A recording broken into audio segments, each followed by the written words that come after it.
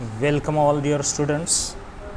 In this video we are going to discuss the multiple choice questions on the lesson Love Story by Menka Gandhi.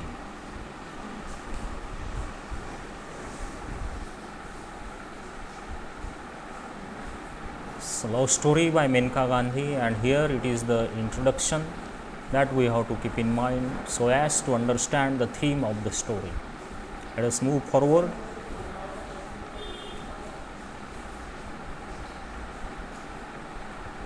Here is the first multiple choice question. What does the author describe as the inevitable corollary of loving?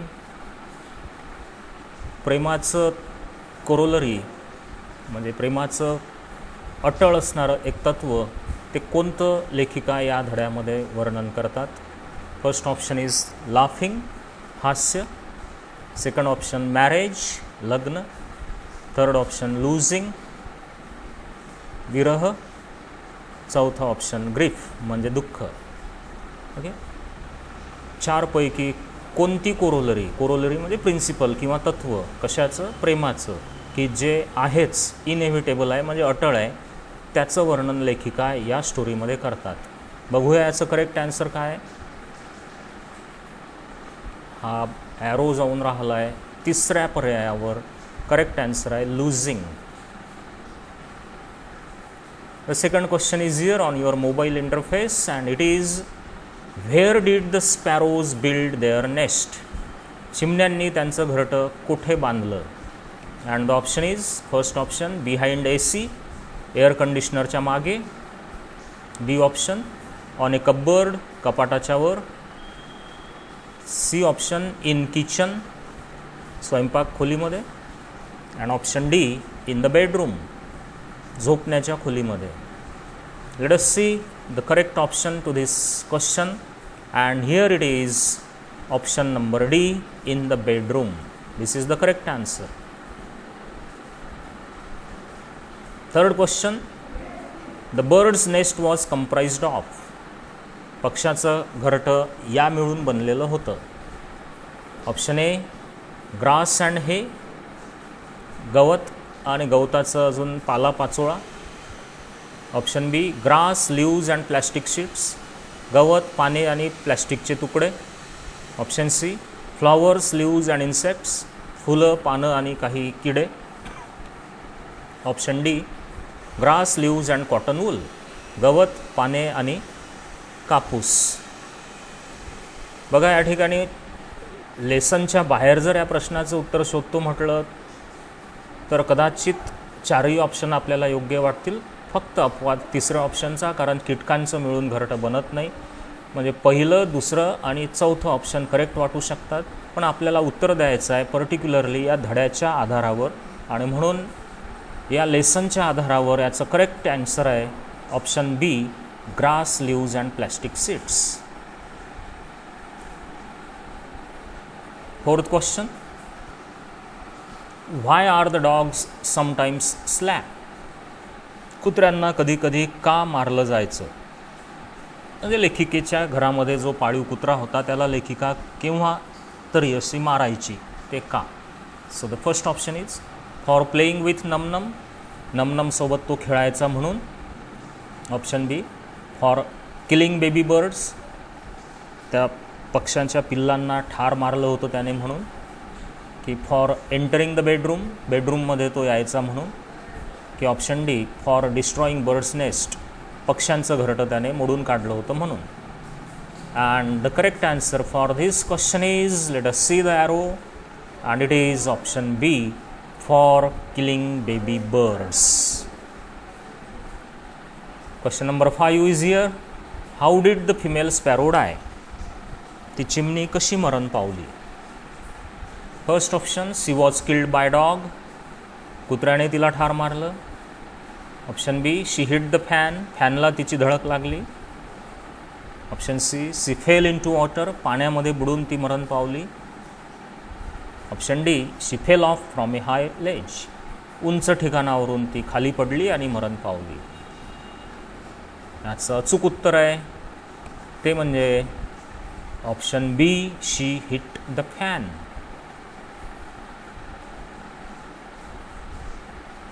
Sixth question is here, the female sparrow is, म्हणजे ती चिमणी असते, चिमणीचं वैशिष्ट्य म्हणजे ती ओळखायची कशी, तिचं वर्णन कसं आहे बघा केलेलं या लेसनमध्ये. पहिलं option smaller with grey white body, त्या मानाने लहान, ग्रे आणि व्हाईट कलर असणारी. Option B smaller with black throat and chest, त्या मानाने लहान, काळा गळा असणारी आणि छाती असणारी.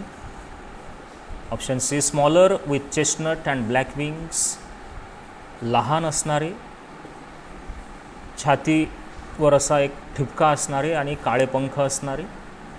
आणि option D larger with grey white body, आकाराने त्या मानाने मोठी असणारी, ग्रे आणि व्हाईट रंग असणारी.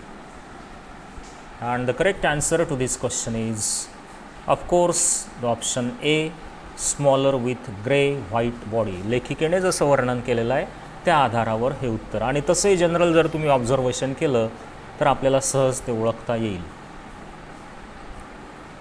Question number 7 is here, what did the author find in the nest. घरट्यामध्ये लेखिकेला काय सापडलं, काय दिसलं. ऑप्शन ए बेबी बर्ड, चिमणीचं पिलू दिसलं. Option B a speckled egg, ठिपके ठिपके असणारं अंड दिसलं. Option C both A and B, पर्याय ए सुद्धा आणि बी सुद्धा दोन्ही गोष्टी लेखिकेला त्या घरट्यामध्ये दिसल्या. की ऑप्शन डी नन, काहीच दिसलं नाही. And the correct answer to this question is of course option C both A and B. Lesson जर आपण बारकाईने वाचला तर आपल्या सहज लक्षात येईल की लेखिकेने जेव्हा त्या घरट्यात बघितलं तेव्हा चिमणीचं पिलू दिसलं आणि सोबतच त्यामध्ये ठिपके असणारं अंडसुद्धा लेखिकेला दिसलं. नाव question number 8 is here,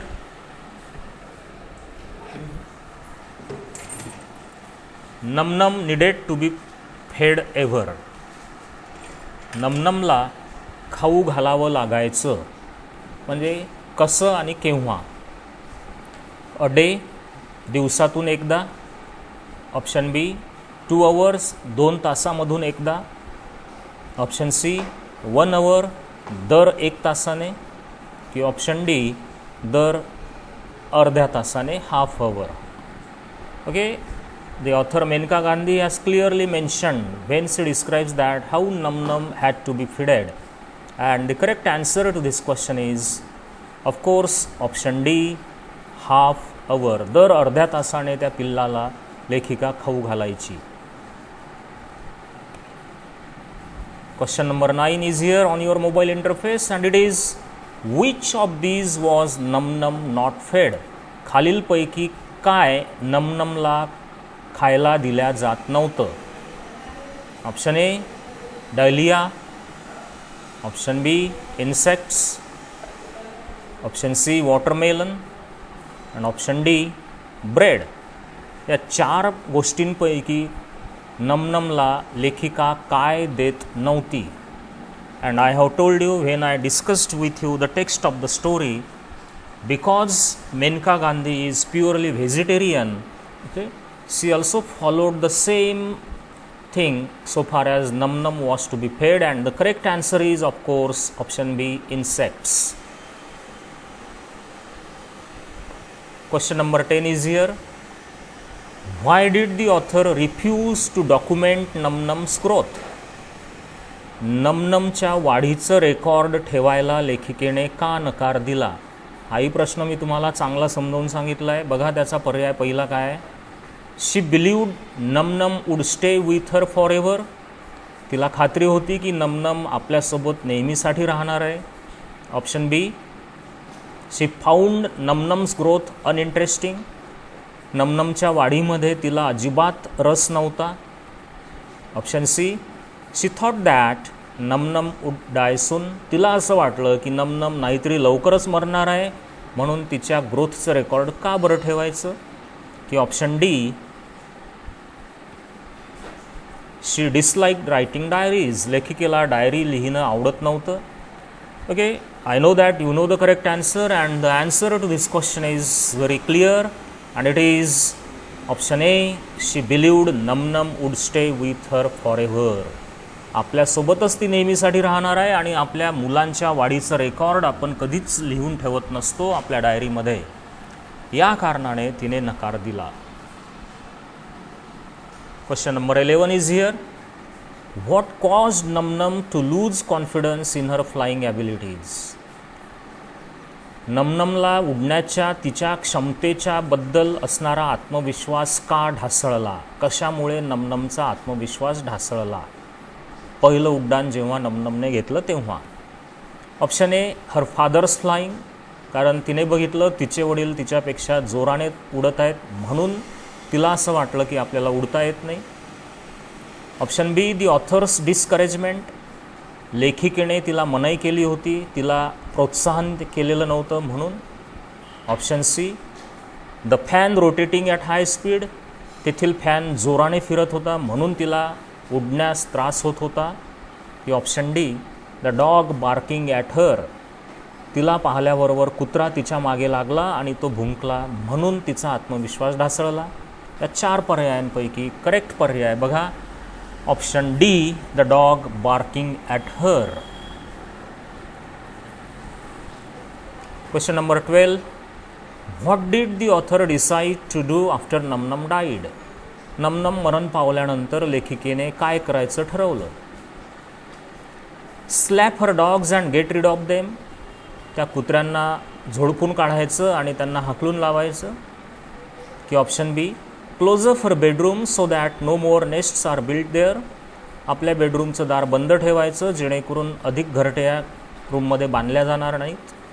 option C, open ए सँक्च्युअरी, एक सँक्च्युअरी ओपन करायची म्हणजे ज्या ठिकाणी पक्षी ठेवलेले असतात. Option D, kill the father sparrow as well, तो जो चिमणा होता त्यालासुद्धा ठार मारून टाकायचं आणि मोकळं व्हायचं. या 4 पर्यायांपैकी करेक्ट पर्याय बघा of course option B, close up her bedroom so that no more nests are built there. So these were the multiple choice questions based on the story Love Story, which is written by Menka Gandhi.